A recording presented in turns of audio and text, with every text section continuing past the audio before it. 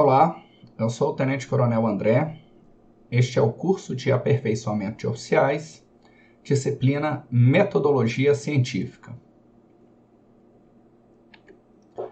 Na aula de hoje, trataremos das bases de dados. Falaremos sobre direitos autorais, plágio.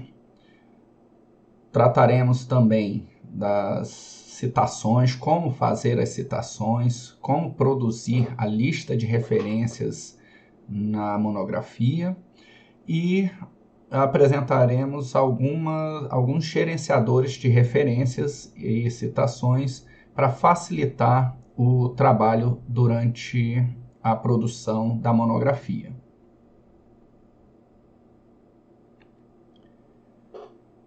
Como já é sabido de todos, a pesquisa científica ela não se inicia do zero, do nada. Normalmente, aquele tema da pesquisa já foi tratado em algum aspecto ou em vários aspectos por outros pesquisadores, por outros autores. Então, é de suma importância que o pesquisador vá atrás desses outros autores, buscar o que já foi publicado e construir o seu referencial teórico. Tendo esta base sólida, aí a pesquisa se desenvolve com excelência. E aqui eu destaco algumas bases de dados, né? Talvez a mais conhecida é a base da CAPES, né? Os periódicos da CAPES. Lá nos periódicos da CAPES tem uma base gratuita, aberta a todos os visitantes, e tem algumas bibliotecas ali dentro que são reservadas a quem tem um convênio lá com o Ministério. Por isso, então, eu cito também outras bases de dados, né, como, por exemplo, o Banco Digital de Teses e Dissertações, que é desenvolvido pelo IBICT, e ele agrega repositórios institucionais de várias universidades, de várias faculdades. Então, você pode encontrar lá teses e dissertações de vários autores de diferentes universidades brasileiras. Outra base importante é o Google Acadêmico. Lá também você vai poder encontrar artigos, e é interessante que o Google Acadêmico ele também te dá uma métrica, né? Ele especifica ali quantas citações tiveram naquele artigo, citações que são relacionadas com aquele artigo.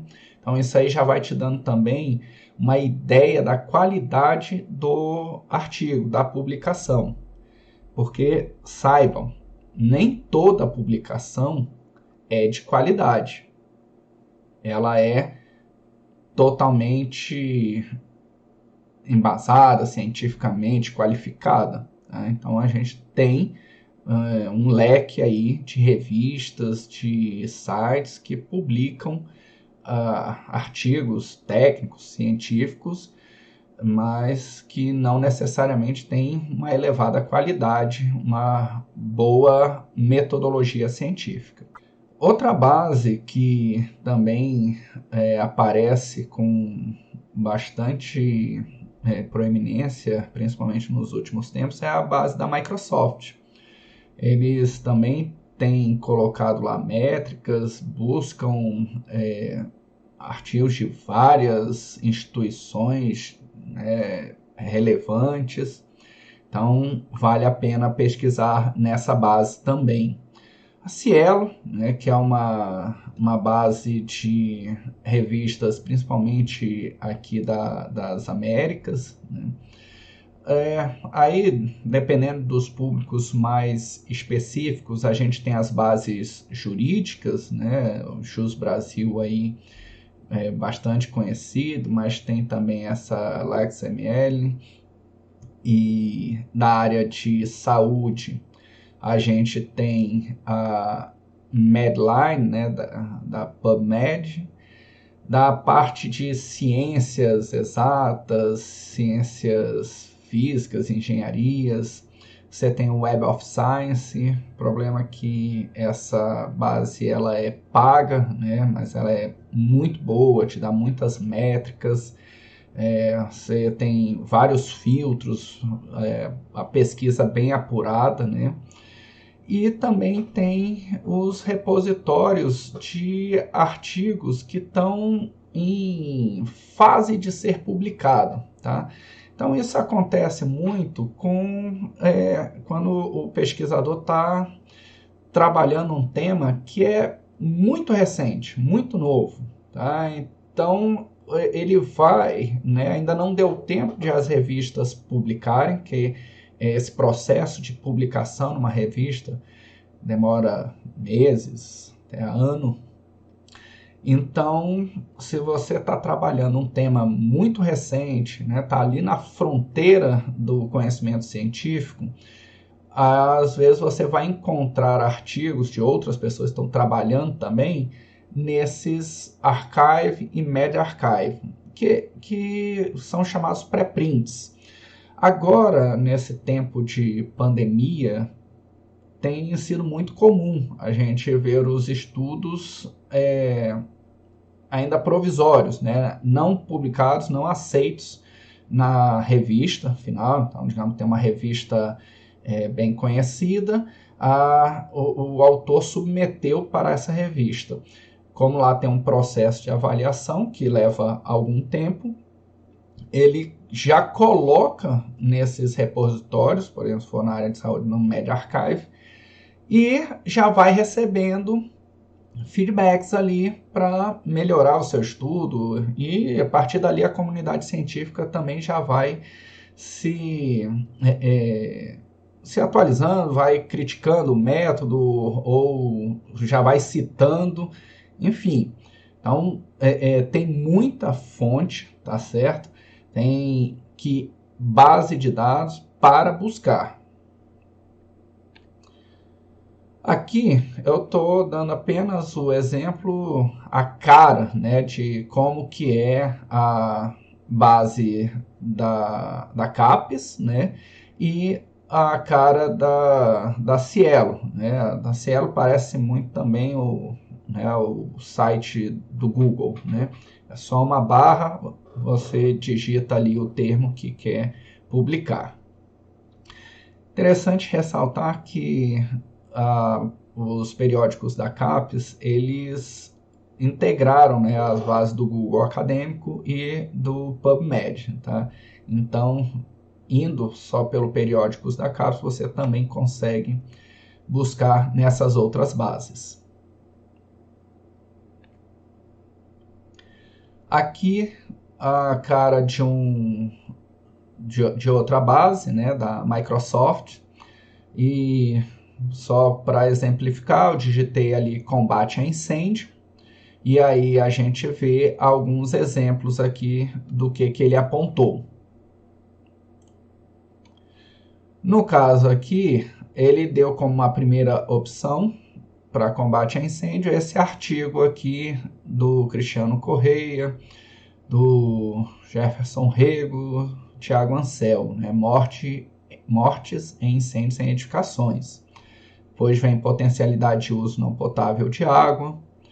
E aí ele faz a referência aqui, né, da revista que publicou, dá uma indexação aqui, o ano, né, então a gente pode ver se é mais antigo ou mais recente. Então a gente pode ir aqui para baixo, você tem alguns filtros que podem ser colocados, né? Então, eu quero publicações no Brasil e no idioma português. E aí eu vou ter alguns resultados, obviamente vai ser mais limitado do que se eu procurar no mundo inteiro. E se eu colocar também o termo em inglês eu vou ter muito mais respostas. Bom, aqui outro exemplo, né, agora sim da base da Microsoft, que eu pesquisei agora sobre Fire Rescue. Então apareceram aqui mais de 1.600 resultados, né? Aí ele coloca aqui alguns mais relevantes e ele já coloca número de citações, a revista, os autores, um resumo da publicação. E aí aqui eu vou vendo o que é mais relevante. Tá? Eu posso fazer filtros aqui de acordo com os tópicos. Posso também fazer filtros por mais citados, por mais recentes, enfim. Importante é que você faça a busca para construir o seu referencial teórico. Não pode deixar de consultar o que tem publicado na literatura sobre o seu tema. Então, se você vai falar sobre combate a incêndio, né, que seja, você não pode deixar de citar no Corpo de Bombeiros Militar do Distrito Federal, numa perspectiva histórica, o manual do Coronel Freitas, né, ou mais recente agora, o manual de combate a incêndio da corporação.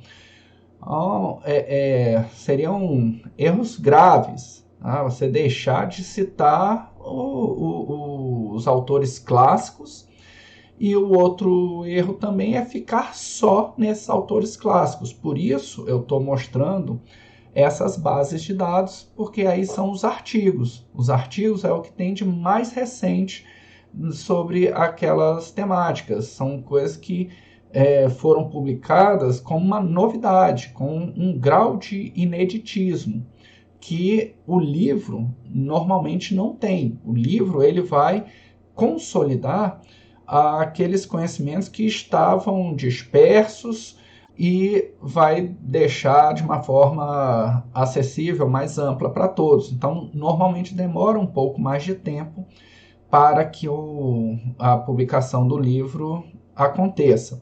Já os artigos, eles estão ali falando para e passo do que está de última novidade na literatura sobre aquele tema. E aí, a gente tem alguma dificuldade, porque a área de incêndio, a área de bombeiros, né, ela não é tão disseminada, ela não está tão sólida no meio acadêmico. Às vezes ela é considerada uma atividade bem prática que não tem muita publicação.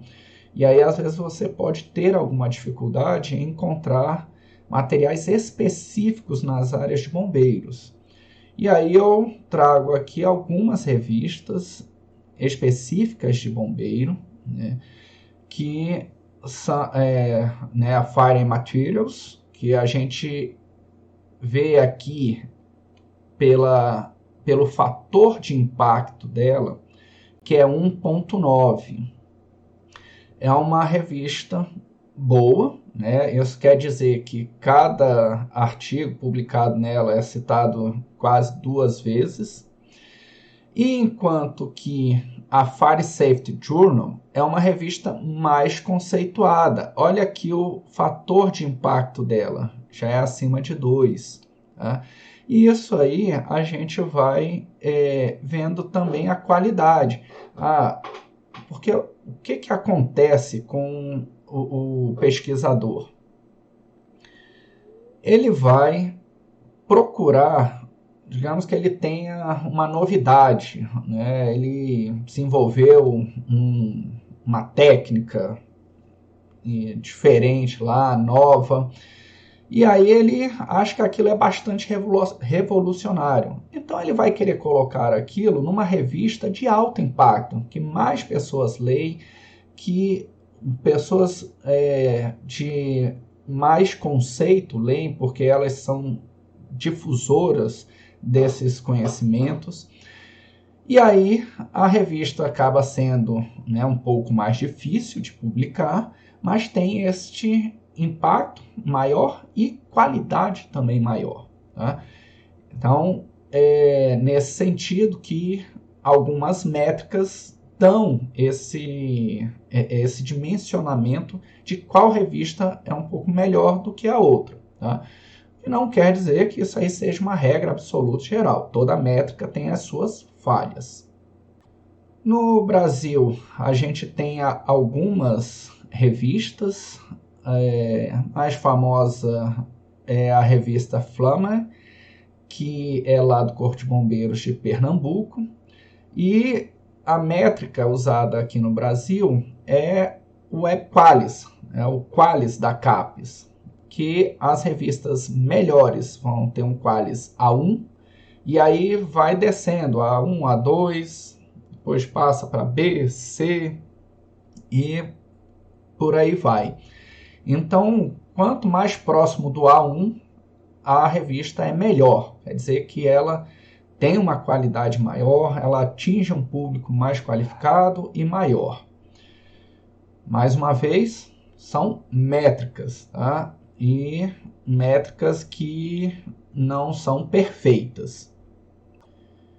Mas tudo isso eu estou apresentando para que alertar para a qualidade da fonte que você vai trazer. Tá? A gente não pode se basear simplesmente em notícia de jornal, em ouvir dizer, em opinião de uma pessoa ou outra. É claro que tem as opiniões de especialistas, né? Mas se eles são realmente especialistas, a tendência é que eles já tenham publicado aquele assunto em alguma revista. Então aqui eu tenho um exemplo de uma notícia que um projeto de lei para proibir testes com tecnologias 5G lá em Santa Catarina tramitou na Assembleia Legislativa com base numa fake news, numa notícia errada, né? O projeto de lei sugeria a proibição dos testes em instalações em 5G com base em informação de que o 5G causava problemas à saúde, que tinha morrido pombos, uma coisa assim, sabe? Então, veja como que um trabalho científico vai se basear numa notícia falsa. Você tem que confrontar as suas fontes com outras fontes. Então, assim como tem opiniões, linhas de atuação diferentes na política, nas ciências sociais, também tem em algumas áreas exatas. Então, você tem que deixar bem claro qual que é a sua linha de atuação, quais são as fragilidades da linha que você está aderindo, e não esquecer de ver quais são as críticas a essa vertente. A partir daí, você constrói um referencial teórico sólido. Tá? Então, vamos lá, né? A gente tem que passar de ler só manchetes de jornal, a gente tem que conseguir ler o conteúdo do jornal, a gente tem que olhar os livros, revistas, avançar para as fontes mais atuais, que são as revistas científicas, ler artigos, e mais do que ler, consumir essas informações, entender a metodologia, entender o método que o autor, o pesquisador seguiu e comparar, analisar esse método para ver se ele tem consistência. Então, não posso simplesmente acatar, aceitar qualquer estudo publicado sem fazer uma análise crítica do método seguido pelo autor.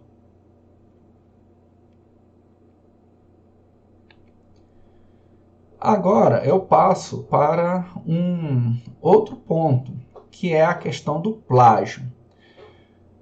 Que eu fui atrás dos autores, são as referências na minha área, e agora com a internet, com o Google, a gente vê trabalhos aí, tem acesso a muita coisa.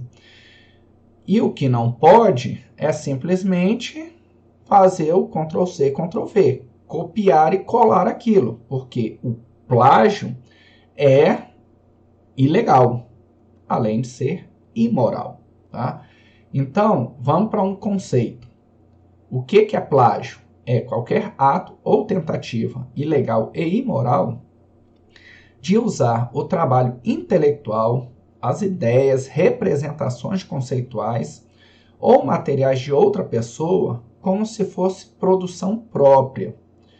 E o plágio é considerado crime, senhores. Então é preciso ter muito cuidado com as fontes. Referencie sempre. Sempre faça a citação de quem é aquela ideia, de quem é aquele texto, aquele trecho que vocês estão trazendo, que é para colaborar com a sua construção das ideias. Não é para ser a ideia de outro autor. A partir daí, a gente pode definir 3 tipos de plágio. O plágio integral, que é o quê?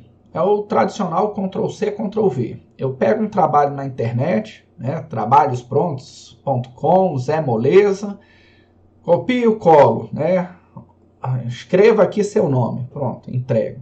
Essa aí é o plágio clássico.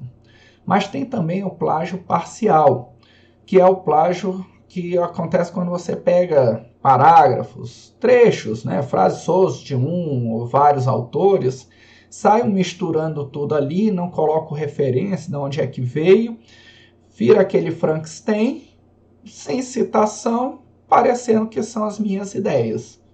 Ali é o plágio parcial. E por fim, o plágio conceitual, que é o quê? O uso de ideias ou da essência de alguma obra com algumas pequenas mudanças em relação ao original. Vamos dar um exemplo aí. Um autor fez uma série de ensaios para testar a resistência de 3 nós usados na área de salvamento. Aí eu vou lá e tenho uma maravilhosa ideia. Vou fazer na minha monografia um ensaio de resistência de nós de salvamento, de 5 nós de salvamento. Né? Aí eu pego todo o aparato do outro autor, todas a sequência, né? Ou seja, eu não criei nada, eu só repeti ali, não referencio, não digo que estou me baseando nele, e aí fica um trabalho que é simplesmente uma sequência mecânica de um outro trabalho que foi concebido originalmente por outro autor. A fraude, né, ainda dentro dessa questão dos direitos autorais, né, a fraude é essa falsificação deliberada de dados, distorção de informação, conteúdos ou resultados. Né? Então tem que ter muita seriedade na hora de fazer a pesquisa.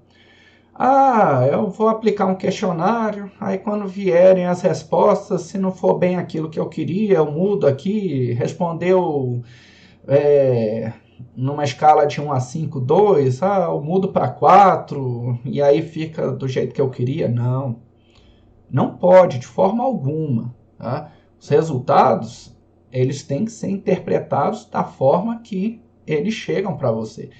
Não pode alterar, não pode falsificar. E aí tem também a colaboração imprópria, que é pegar, por exemplo, um primo, um irmão, uma esposa, meu amigo conhece muito do tema que eu estou desenvolvendo, vou pedir para ele ou ela escrever um pouquinho do trabalho, ela vai fazendo, escreve e acaba que o trabalho não tem a sua autoria. É a outra pessoa que fez o trabalho e você está levando o nome. Tá? Então, isso não pode. E veja que isso não se confunde com a colaboração apropriada, que é o quê? Você pedir para um parente, um amigo, colega da turma, ler o seu trabalho, criticar o seu método. Então, isso é perfeitamente viável, perfeitamente execuível dentro de uma pesquisa. Não pode o outro colega de turma fazer o seu trabalho. Tá? E antes que eu me esqueça, eu quero fazer referência também a um outro tipo de plágio, que é o chamado autoplágio. Tá? O que seria o autoplágio? O autoplágio é você já ter feito um trabalho, por exemplo, na área de RCP, ressuscitação cardiopulmonar. E aí você trabalhou aquilo, publicou numa certa revista. Aí você pega, muda 2, 3 palavrinhas para lá ou para cá e manda para outra revista, como se fosse inédito. Aí você tá o quê? Fazendo a multiplicação das publicações. Você não teve nada de novo. Você só está repetindo o estudo com outras palavras. Então, esse autoplágio também tem que ter atenção, tem que ter cuidado. E quando a gente fala do plágio, é para evitar coisas como essas aí da tela. Olha só, ter um diploma de doutorado cassado, né, porque verificaram que sua tese foi plagiada. Aqui o outro exemplo, a USP demitir o professor porque plagiou uma pesquisa. Isso é muito deletério. Não se submeta a esse tipo de situação. Faça a sua pesquisa. Olha só, você vai chegar depois, né? Que isso aí pode acontecer depois, vir à tona algum tempo depois. Não sei se vocês lembram, né? O Decotelli era cotado para assumir uma posição de ministro e foi identificada uma tese dele plagiada. Na verdade, a tese nem era tese, porque ele não defendeu. Então, sabe, situações constrangedoras. Você não precisa se submeter a isso. Faça o seu trabalho. Pesquise, escreva. Pode ter a qualidade que for, mas vai ser o seu trabalho. E isso aí é que é relevante para o estudo. Você vai aprender fazendo. E aí, a gente pode estar fazendo plágio, às vezes, sem mesmo estar sabendo. Porque como tem muito material na internet, e às vezes um site puxa de outro, tira a autoria, e aí quando você vai ver, você já está copiando da quinta, sexta cópia um trabalho que a fonte original está perdida. Tá? Então, a internet tem aplicativos, tem servidores para verificação de plágio, os chamados verificadores de plágio. Aqui é a tela de um desses aí. Então, eles têm versões gratuitas, versões pagas, depende dos recursos que você vai utilizar. Então, você mesmo pode pegar os trechos da sua monografia e passar nesses verificadores de plágio para ver se tem algum trecho que foi copiado e você esqueceu de citar a fonte. Isso pode acontecer, pessoal. Você está lá produzindo, né, anota aquilo, e aí depois eu vou ver da onde anoto da onde que eu tirei isso. Aí passa um dia, 2 dias, e aí você já não lembra mais de qual site você tirou, já pesquisou várias outras coisas, não encontra no histórico. Então, o verificador de plágio vai te ajudar a identificar da onde é que veio aquele trecho. Aqui eu estou trazendo o resultado de um roteiro, que é um trecho de um texto, que é de um roteiro didático de elaboração de projeto de pesquisa.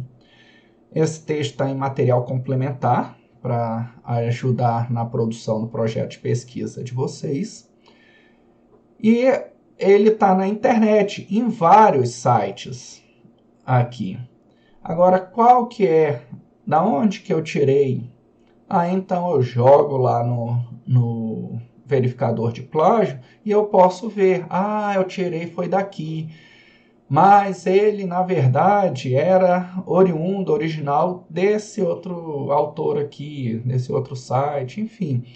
Então, você pode verificar antes de colocar para publicar a sua monografia.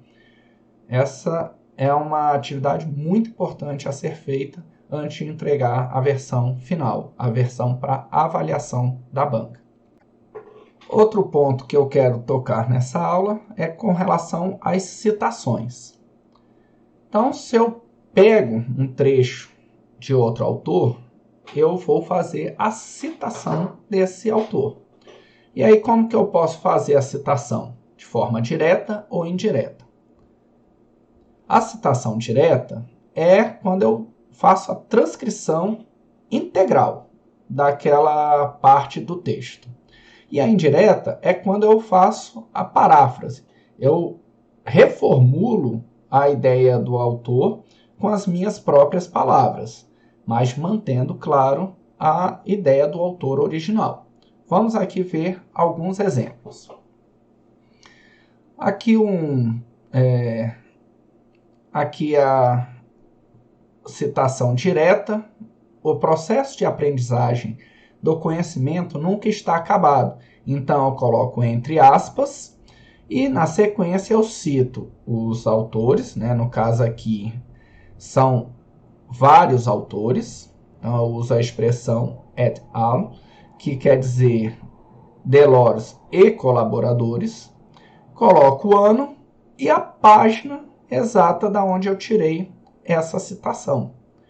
Outra forma de fazer a citação direta é colocando o autor de fora dos parênteses.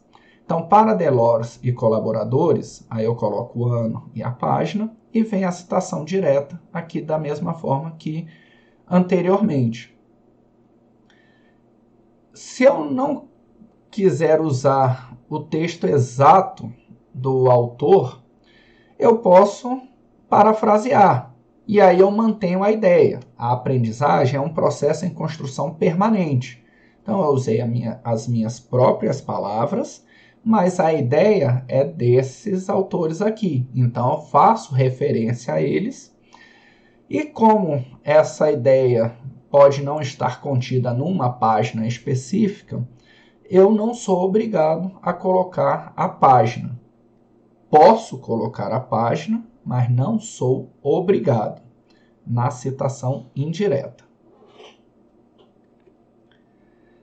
Aqui, um outro exemplo de citação direta, mas uma citação direta longa. E o que é considerado uma citação direta longa?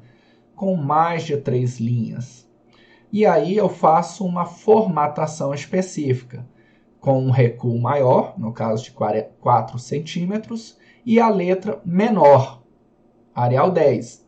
Neste caso, eu não preciso usar aspas, e eu cito aqui ao final o autor, ano e a página da onde eu tirei essa citação. Tem algumas variações, eu não vou entrar em muitos detalhes aqui, porque isso aí vocês têm de buscar na hora que for fazer a citação o caso específico, mas aí tem a questão do grifo nosso, né, quando você quiser destacar uma parte do texto, ou o grifo no original, que é quando o destaque já veio lá do original e não ficar uma confusão, será que você grifou e não referenciou? Tá?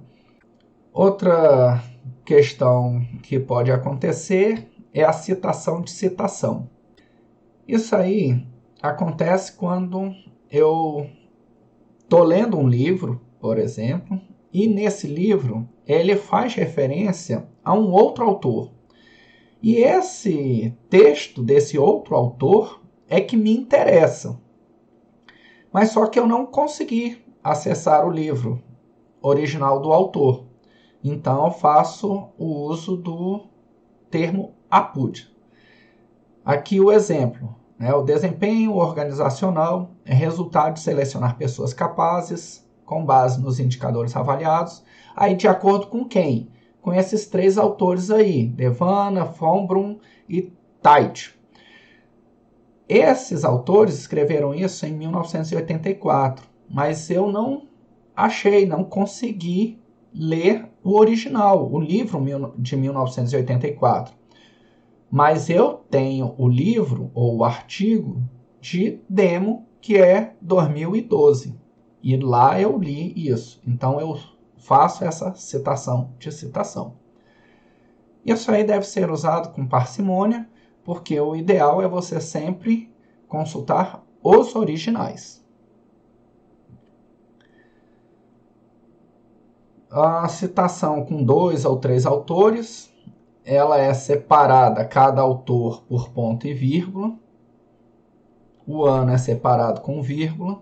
Tá? Então, aí é só para destacar essa particularidade.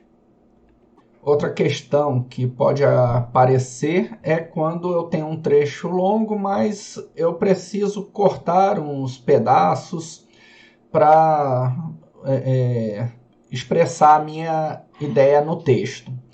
Então, aqui um exemplo, o primeiro exemplo aqui, né? Éboli, de 2004, a obra, e na página 198, esclarece que, aí vem a citação direta.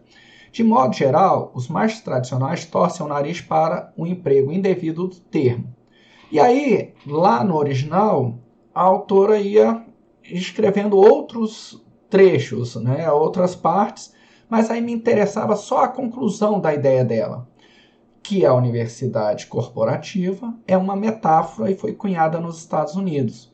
Então, eu uso este símbolo aqui, o colchete com as reticências, para mostrar que eu suprimi uma parte do texto. E reparem aqui que as aspas simples são utilizadas quando lá no original esta expressão estava com aspas. E como eu já tenho aspas aqui, uso aspas simples. Um outro exemplo é quando eu quero... o autor lá vinha falando por exemplo, aqui dos professores, e aí no texto dele, ele fala, de modo geral, os mais tradicionais torcem o nariz para o emprego indevido do termo. Bom, mas como o texto dele, a parte anterior vinha falando de professores, esse trecho fica entendível. Quando eu coloco para o meu texto, que eu posso não estar falando necessariamente a palavra professores, o leitor pode ficar confuso. Aí, quem são os mais tradicionais? E aí eu, como o original não tinha o termo, eu uso entre colchetes o termo para especificar. E o que eu já até citei no slide anterior, que é a questão do grifo. O grifo, pelo Manual de Normalização dos Trabalhos Científicos no Corpo de Bombeiros, usa apenas o negrito. Então, quando eu colocar um negrito, é o grifo nosso. E independente de ser, né, um autor, 10 autores, a expressão que ficou consagrada é grifo nosso, tá? E não grifo do autor, grifo meu, tá? Vamos aqui para mais alguns exemplos de lista de referências agora. Então, eu citei no texto um trecho desse artigo aqui, né, de Silva e Mendes. Aí, lá no final do texto, na seção de referências, eu vou ter uma entrada desse texto, especificando os autores em caixa alta, separados por ponto e vírgula. Aí depois vem o título, se tiver subtítulo, separado por 2 pontos. Depois vem o nome da revista, esse nome da revista fica em negrito. A cidade onde a revista é editada, o volume, o número, a página que está publicado o artigo e o ano. E ainda posso colocar, né, se eu peguei da internet, disponível em, coloco o site, e acesso em, para dizer a data que foi acessado o artigo. Da mesma forma, tem exemplo aqui de eventos, atas, anais. Um trabalho foi publicado dentro do Congresso Brasileiro de Atividade Motora Adaptada. Então, eu tenho uma regrinha para citar esse trabalho. O livro, da mesma forma. Então, tem o autor, tem o título, tem a edição, cidade, a editora, o ano. Se vem de internet, a questão do disponível em, acesso em. Bom, isso aqui tem um monte de regras, tá? Basicamente a gente segue as regras da ABNT, mas teve gente que já se dedicou a sistematizar isso em aplicativos que cospem para você a lista de referências ao final do artigo, ao final da monografia. E deixa tudo no padrão, porque tem sistema de referência, né, por exemplo, padrão da ABNT, né, autor, data, mas tem outros padrões com numeração, com nota de rodapé. E aí você vai poder submeter seus artigos para diferentes revistas. Aí você teria que refazer tudo? Não. Você usa um gerenciador de referências e dá um comando para ele mudar o padrão de ABNT para uma publicação médica e por aí vai. Já sai tudo automaticamente. E aí a gente tem vários. O Zotero, os mais antigos, né, para citar alguns aqui, EndNote. E eu vou chamar a atenção aqui para o Mendeley, que é um gerenciador que eu uso e recomendo utilizar. Cada um vai fazer do jeito que melhor se encaixar na sua realidade. O próprio Word já tem recurso para otimizar, gerenciar as referências e as citações. Quem for escrever em LaTeX ou LaTeX, tem também o BibRef. Então, gerenciadores tem vários. Escolha um e utilize. Ou, se não escolher, tenha bastante atenção na hora de seguir o padrão da ABNT para não ficar perdendo pontos por besteira. Então, do Mendeley, eu estou deixando material de referência, material complementar, e eu vou fazer apenas uma pequena demonstração aqui, sem entrar em muitos detalhes. Tem vários vídeos na internet, uma comunidade que colabora para a utilização desse recurso. Mas, fundamentalmente, para quem não conhece, ele é um software gratuito que auxilia nos trabalhos acadêmicos e tem a finalidade de gerenciar arquivos eletrônicos. Então, a função básica dele é organizar os seus artigos. Quando a gente vai lá, né, no Periódicos da CAPES, Web of Science, base da Microsoft, enfim, aí eu começo a percorrer vários artigos. E esses artigos, eles já têm metadados no arquivo. Então, o Mendeley, ele captura esses metadados e já fica com a referência pronta para você. Além disso, ele permite criar grupos de compartilhamento de arquivos. Então, por exemplo, se seu orientador ele utiliza o Mendeley, ele pode compartilhar um conjunto de artigos que ele já acessou quando ele estava pesquisando o tema que você vai pesquisar, e facilita a sua vida. Ele já te passa o referencial teórico.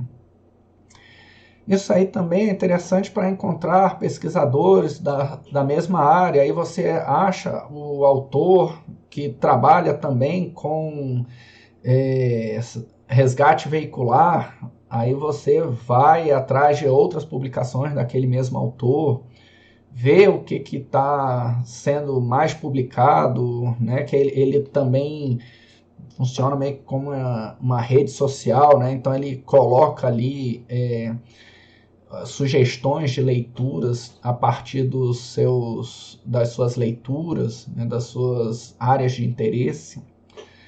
Ele tem aplicativo de celular, web e versão desktop, além de plugin para navegador de internet. E o que mais importa aqui para a gente é o plugin para Word, né, para você poder automatizar as referências bibliográficas no seu TCC. Tem vários estilos, né, vários padrões de referências lá. Um deles é a ABNT, você pode baixar e utilizar. E além disso, também bem interessante, tem um visualizador de PDF, que nesse visualizador você pode fazer anotações no PDF, comentários, que na próxima aula eu vou falar um pouquinho sobre como fazer, né, essa leitura de artigos científicos, mas normalmente você vai grifar algumas partes, você vai fazer anotações na orelha do livro, e o Mendeley tem esse visualizador que mantém o seu original limpo, e aí você pode reutilizar, e no Mendeley o visualizador vai estar todo marcado e comentado. E aí você navega pelos comentários e pelas marcações do PDF. Agora eu vou trocar de tela para fazer uma pequena demonstração de como funciona o Mendeley. Primeira coisa que eu quero destacar aqui é então que eu posso ir na internet e digitar aí Mendeley Download e ir na página do Mendeley e fazer o cadastro da minha conta e baixar o Mendeley para desktop. Eu já fiz isso e também já disse que vou deixar links de vídeos no YouTube explicando isso, melhor até do que eu faria aqui agora. Então eu quero mostrar aqui o exemplo de como é que eu uso o Mendeley. Então, depois que eu já instalei, então vou dar um exemplo aqui de busca no site da Cielo. Eu vim aqui, fiz a busca de combate a incêndio, coloquei alguns filtros e apareceram alguns resultados. Aí eu quero, digamos que esses resultados aqui me interessem. Então, eu instalei o plugin do Mendeley. Aqui está. Eu venho aqui e ele já identifica as 7 referências que estão aqui, já com o título, o nome dos autores, o nome da revista. Eu já posso pegar aqui e visualizar o texto. Então eu venho aqui ou ali naquele PDF e adiciono para o meu Mendeley. E quando ele vier para o Mendeley, ele já vem com as informações completas. Isso é muito interessante. E se eu quiser editar alguma coisa, então ele não copiou direito aqui, eu já posso editar aqui, ou então eu posso editar lá no Mendeley Desktop. Então vamos lá para o Mendeley Desktop para ver como é que ele funciona. Então aqui eu peguei uma base de dados, ok? Que no caso aqui é uma base que eu usei no meu KEO, e em especial um artigo da ABAD. Aí, aliás, antes de vir aqui no visualizador, eu vejo aqui que ele já identificou que era do tipo artigo de revista científica, pegou o título, os autores, ano, qual é o título da revista, qual foi o ano que foi publicado, o volume, o número, as páginas, enfim, vários e vários campos que eu posso colocar aqui esses metadados para depois sair na minha lista de referências. E eu quero chamar a atenção também, porque no visualizador eu já fiz alguns destaques. Então, quando eu pego esse PDF para ler aqui no visualizador, eu já tenho os destaques, os pontos mais importantes que eu fiz numa primeira leitura. E algumas anotações que eu fiz, e eu posso percorrer o documento por meio dessas anotações. Agora, vamos ver como que isso funciona no Word. Eu peguei aqui e instalei.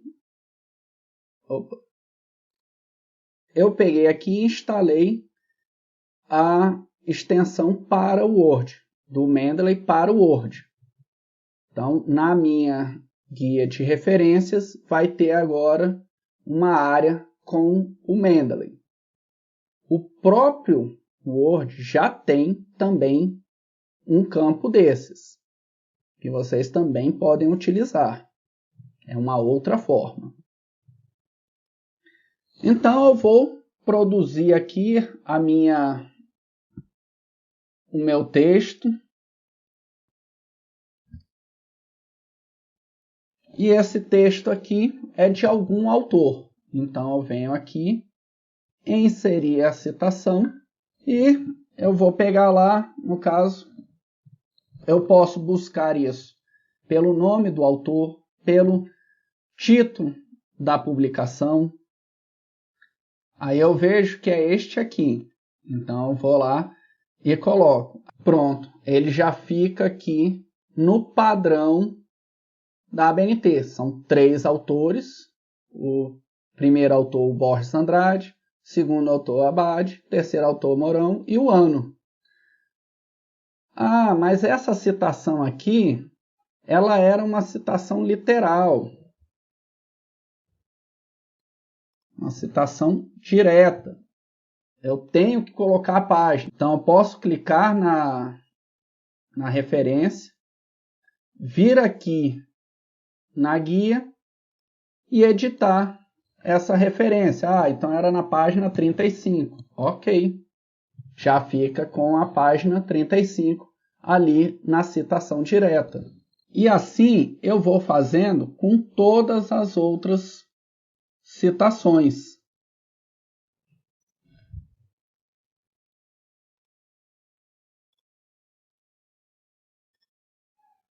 Pronto, coloquei, posso colocar mais de 2 citações. E assim eu vou fazendo ao longo de todo o meu texto. Lá no final, vem o capítulo de referências. Aí, então depois que eu concluir o meu trabalho, eu venho aqui em referências e agora eu vou inserir uma bibliografia. Pronto, já saiu no padrão da ABNT. Bom, mas por que está nesse padrão da ABNT? Porque eu já baixei aqui o estilo ABNT. Se tivesse em outro estilo, ia sair em outro formato. Então, este formato aqui é diferente. Percebem? Para ter o formato ABNT, eu vou deixar também um vídeo para instalar o formato ABNT no Mendeley. Para encerrar esta aula, eu quero lembrar o pensamento de Poincaré. Ele cita que a ciência é feita de fatos, assim como uma casa é feita de tijolos. Mas um amontoado de fatos não é ciência, assim como um amontoado de tijolos não é uma casa. Ou seja, não adianta eu fazer uma colcha de retalhos, pegar um monte de citações de livros, artigos, publicações em geral e não costurar isso, não dar sentido, não dar uma ideia, um foco para aquele tema que eu estou desenvolvendo. As referências tradicionais e eu estou deixando material complementar no ambiente virtual, mais especificamente sobre o Mendeley. Obrigado e até a próxima aula.